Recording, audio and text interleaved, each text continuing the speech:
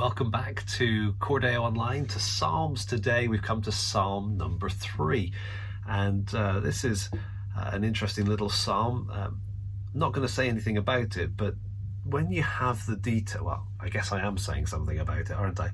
When you have this detail at the top of the psalm, it kind of places the psalm in a historical moment.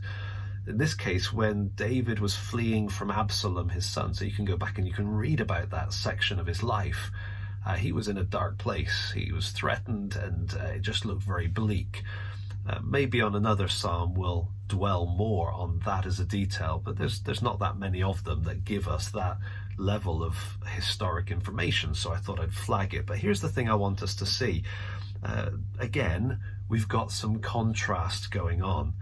This time, notice we've got this many. Lots of many's going on here in verse 1. How many are my foes? Many are rising against me. Many are saying of my soul, there is no salvation for him in God. David's situation was bleak, and he felt overwhelmed. He felt like there was a lot of building up enemies against him, a lot of enemies building up. But here's the contrast. Notice this. But you, O Lord. Singular. Right? It's not, but you, my gods. No, it's you, O Lord. And he goes on to talk about God in contrast to the many. There's sort of a weighing going on. You're a shield about me, my glory, the lifter of my head. I cried aloud to the Lord. He answered me.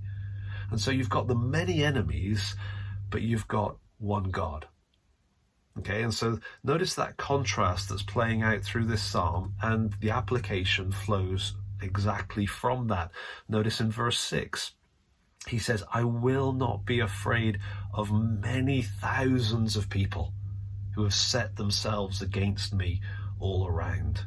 Arise, O Lord, save me, O my God, for you strike all my enemies on the cheek. You break the teeth of the wicked. Salvation belongs to the Lord. Your blessing be on your people. I've almost read the whole thing, although I didn't read the Selahs. But notice the application. I suppose what we could say is kind of zero in here at verse 6 and say, okay, count your enemies. Like, get a piece of paper and write them down. Everyone that you feel is opposed to you. It could be on a personal level.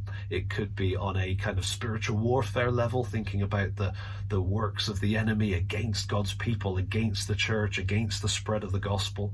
We could think on a national level or even on a global level. What is really going on? What is kind of the agenda of people that are very rich and very powerful, maybe very sinister? You can write anything you want on that page, and you can get page after page, and maybe you've got a lot of enemies. Write all of them down and then weigh that against God. He's bigger. He's more powerful. He's stronger. He is able to save. Salvation belongs to the Lord. Your blessing be on your people. We are, if we belong to him, we are on the blessed side. And so, application, by all means, count your enemies, but make sure you make the contrast. Make sure you weigh it up against how great and how wonderful and how faithful God is to us.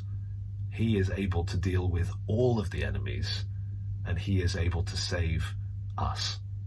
There you go, Psalm 3. I'd encourage you to read it, look at it more closely, ponder it, pray about it, and then be sure to share with others the blessings that you find in Psalm 3 in person, email, text message. Encourage somebody with it, somebody who's feeling overwhelmed or beaten down or threatened, whatever the situation might be.